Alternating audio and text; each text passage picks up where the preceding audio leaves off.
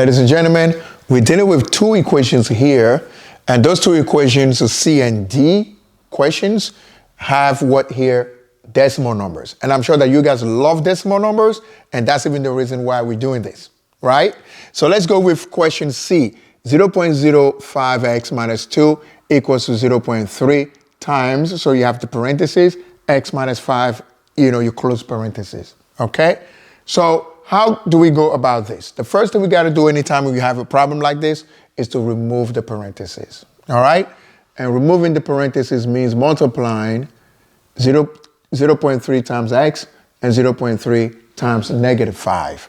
So we have 0.05x minus 2 that we bring down, and then this one will give us 0.3x minus 1.5. 0.3 times 5 is going to give you 1.5, okay? Then after that, we still have decimal numbers here. So for those who love decimal numbers, you can definitely deal with them. There's no problem at all, okay? But if you don't like them that much, you want to change these numbers into whole numbers, okay? And to be able to do that, you always got to go with the number with the highest decimal place. So this one is 2 decimal places, the 0 and the 5.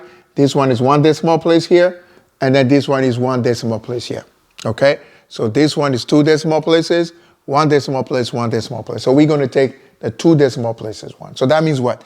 You can do it in 2 different ways. One is moving the decimal place twice to the right.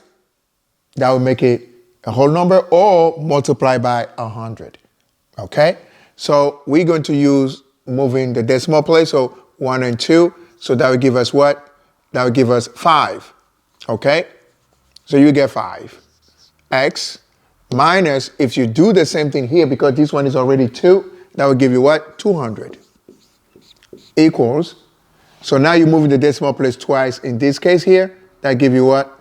30x. And then you're moving the decimal place twice in this case, that will give you what? Minus 150. Okay? So that's how you do it. Or again, ladies and gentlemen, you multiply your whole equation here, the second line, by 100. Either or is fine. Okay? So then now we're going to combine like terms. So like terms, these two. All right?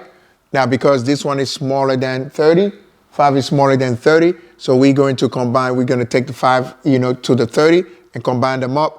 So we bring down, so it's negative 5x, right?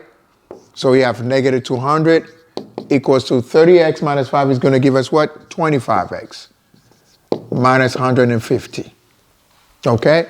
And then once we get this one, so now we're solving for x. We want to leave x by itself. The first one that we have to cancel is what? Negative 150. So by doing what? Positive 150 both sides. Negative 200 plus 150, 2 different signs. You subtract and keep the sign of the highest number. So you subtract 150 from 200, which is 50, and then keep the sign of the highest number, which is negative there. So you end up with 25x. All right? Remember, you're still solving for x. You want x by itself. That means you got to get rid of the 25. You got to remove the 25 by doing what? Dividing both of them by 25 and 25. And negative 50 divided by 25 is going to give you what? Negative 2 equals to x, or x equals to a negative 2. Okay? Either or is fine. All right? So this is the way we solve for such a problem. Of course, if you want to check it, you take the negative 2, you plug it back into the original equation, and then you should be able to get a true statement. All right? So let's go with question D. So you have 3 parentheses, that means 3 times 0.4 minus x in parentheses plus 2 equals to x plus 0.4 open parentheses x plus 8. All right? So like we did before, and then we said before, we got to do what first? Remove the parentheses first. This one and that one.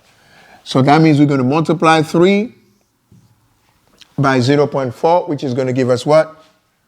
1.2 minus 3 times x, which is going to give us 3x. Then we bring down the 2. Then we bring down the x plus, so what's happening here? 0.4 times x is 0.4x plus 0.4 times 8 is going to give us what?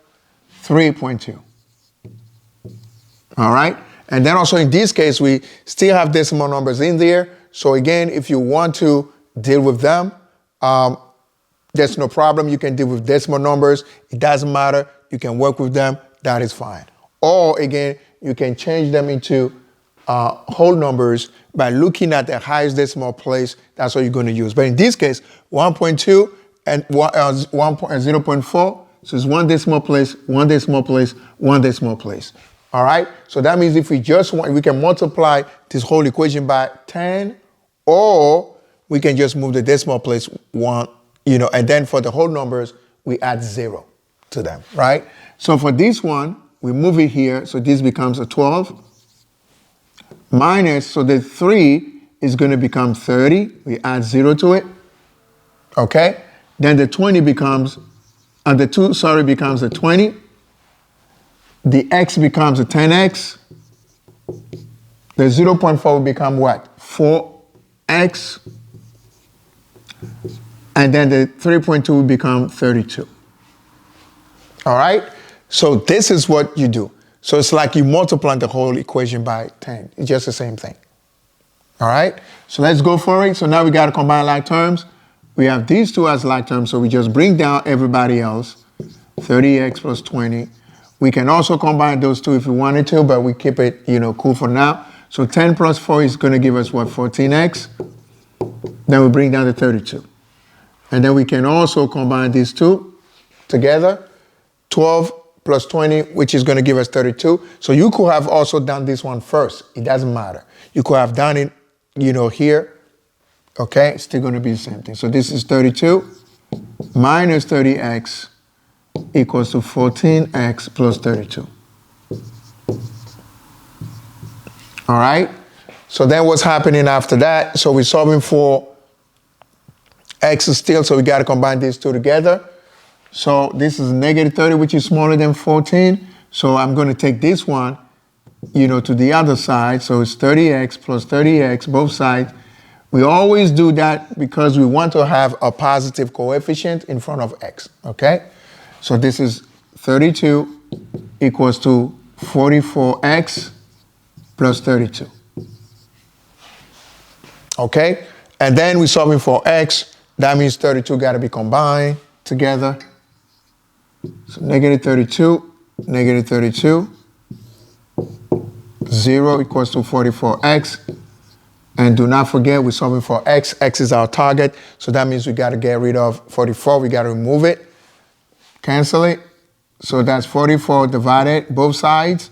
And 0 divided by 44 is going to give you 0. So this is 0 equals to x. So this one is out. Or x equals to 0. Same thing. All right? Okay, ladies and gentlemen, so this is what we are dealing with. Okay, take your time and then and do it again. Remember about the decimal. If you change into a whole number, what you have to do, if it's 2 decimal places, you can multiply everything by 100. If it's 1 decimal place, you multiply everything by 10. Or you move the decimal place twice to the right if you have 2 decimal places, or once to the right if you have 1 decimal place. All right, guys? Okay, so I'll talk to you later.